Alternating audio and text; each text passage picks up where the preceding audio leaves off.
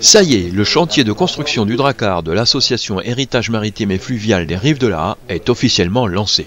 Après l'assemblée générale de l'association, les membres ont conduit l'assistance dans une visite de ce qu'on pourrait appeler la maternité du projet. D'abord la serre désaffectée, qui sera en quelque sorte la couveuse dans laquelle le bateau Viking prendra forme, puis un peu plus loin l'atelier qui sera la salle d'accouchement des pièces constitutives du Drakkar. On a pensé symboliquement faire travailler les élus et Aurélie sur les deux éléments qui vont constituer la quille. Donc il faut bien s'imaginer que les deux éléments vont s'aligner. C'est là, précisément, qu'élus, techniciens et amis ont procédé à l'inauguration du chantier. Ce n'est pas gravé dans le marbre, pour raison évidente de flottaison, mais brûlé sur le bois. Aurélie Archy, Sonny Clincard et Bertrand Ringot ont marqué de leurs initiales par brûlage ce qui sera la quille du bateau. Il eût été dommage de lancer ce chantier d'eau Drakkar sans la présence de Vikings, presque aussi vrais que nature. Les Vikings de l'association Merfolk sont enthousiastes. Opportunité, concrétisation des années de passion que j'ai depuis tout petit, de venir filer un coup de main sur ce chantier. C'est en effet possible à tout un chacun de venir y apporter temps, compétences et connaissances à ce chantier peu ordinaire. On recherche des bénévoles qui ont des compétences ou moins en menuiserie, en peinture, en mécanique. Il y a de quoi faire, c'est un beau chantier. Un beau chantier qui revisite la relation au travail en atelier et les chemins d'apprentissage pour les jeunes pris en charge par le centre Paul Machy. Ça permet des choses qui ne se font pas d'habitude dans des ateliers classiques, avec des enseignants.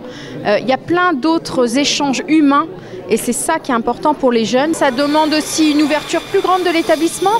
C'est chose aussi importante pour nous, pour nos jeunes, c'est aussi les projeter un peu dans l'avenir. Dans le présent, faire appel au passé pour préparer l'avenir, si au départ cela peut ne pas sembler évident, d'autres vous raconteront l'histoire du Petit Poucet. Pour savoir où l'on va, il faut se souvenir d'où l'on vient. Et l'histoire de nos deux rives a pris naissance avec la mer, la pêche.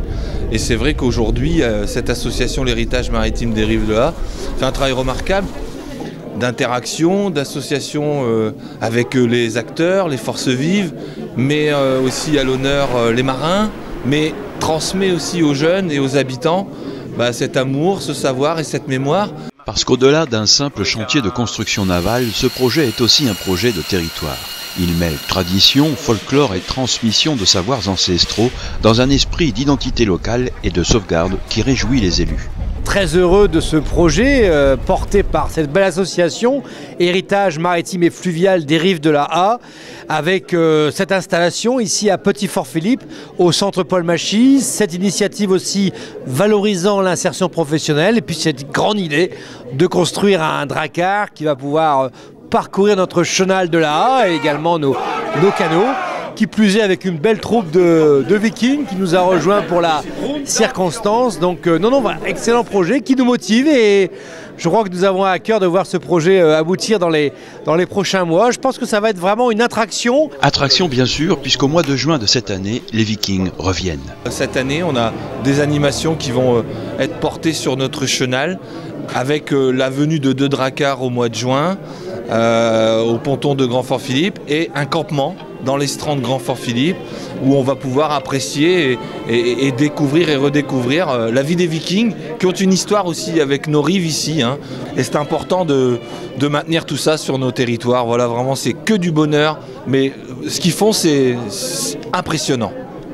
Héritage maritime et fluvial des Rives de la Haye aura besoin de rameurs. Et apparemment, les candidats approchés, et pas des moindres, sont déjà impatients. Il y a une trentaine d'années où certaines années, j'ai fait jusqu'à 5 à 6 000 km par an à l'aviron. Donc ce sera avec plaisir que je me prêterai bien volontiers à l'inauguration de ce bateau. Bien sûr que ouais, j'ai hâte de ramer sur ce bateau. Il est curieux de voir qu'un verbe utilisé pour exprimer la difficulté de la vie devienne soudain un verbe évoquant un bonheur à venir. C'est sans doute l'effet Drakkar. Comment oublier ça? Je repasserai par là.